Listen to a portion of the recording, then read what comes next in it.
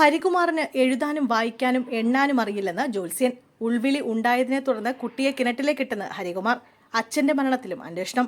ബാലരാമപുരത്ത് 2 വയസ്സുകാരിയെ കിണറ്റിലെറിഞ്ഞ് കൊലപ്പെടുത്തിയതിന്റെ യഥാർത്ഥ കാരണം എന്ത് എന്നതിൽ ഇപ്പോഴും അവ്യക്തത തുടരുകയാണ്. പ്രതിയായ ഹരികുമാർ നൽകുന്ന പരസ്പര വിരുദ്ധമായ മൊഴികൾ പോലീസിനെ കുഴപ്പിക്കുന്നുണ്ട്. തനിക്ക് ഉൾവിളി ഉണ്ടായതിനെ തുടർന്ന് കുട്ടിയെ കിണറ്റിലേക്ക് ഇടുകയായിരുന്നുവെന്നാണ് ഒടുവിൽ ഹരികുമാർ പറഞ്ഞത്. ഒരു മൊഴി നൽകി മിനിറ്റുകൾക്കകമാണ് പ്രതി അത് മാറ്റി പറയുന്നത്. മാത്രമല്ല, കുട്ടിയുടെ അമ്മയും ഹരികുമാറിന്റെ സഹോദരിയുമായ ശ്രീധുവിനും കൊലപാതകത്തിൽ പങ്കുണ്ടെന്നാണ് പോലീസിന്റെ സംശയം. ഒരാഴ്ച മുമ്പാണ് ഹരികുമാറിന്റെ അച്ഛൻ ഉദയകുമാർ മരിച്ചത്. ഇതിലും ദുരൂഹതയുണ്ടെന്നാണ് നാട്ടുകാർ ആരോപിക്കുന്നത്. ഇത് സംബന്ധിച്ചും പോലീസ് വിശദമായി അന്വേഷിക്കുന്നുണ്ട്. അതേസമയം സംഭവത്തിൽ ദുരൂഹത വർദ്ധിപ്പിച്ചിരിക്കുകയാണ് അമ്മ ശ്രീധുവിന്റെ മൊഴി.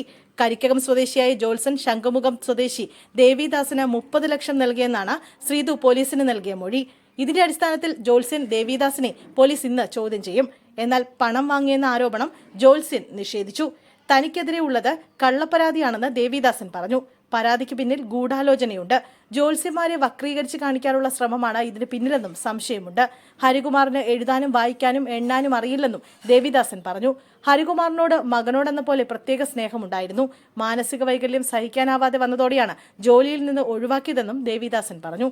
അതേസമയം ദേവേന്ദുവിനെ അമ്മാവൻ കിണറ്റിലെറിഞ്ഞ് കൊന്നത് സഹോദരിയോടുള്ള കടുത്ത വൈരാഗ്യം മൂലമാണെന്നാണ് പോലീസ് പറയുന്നത്. പ്രതി ഹരികുമാറിനെതിരെ കോടതിയിൽ നൽകിയ റിമാൻഡ് റിപ്പോർട്ടിലാണ് ഇക്കാര്യം പറയുന്നത്.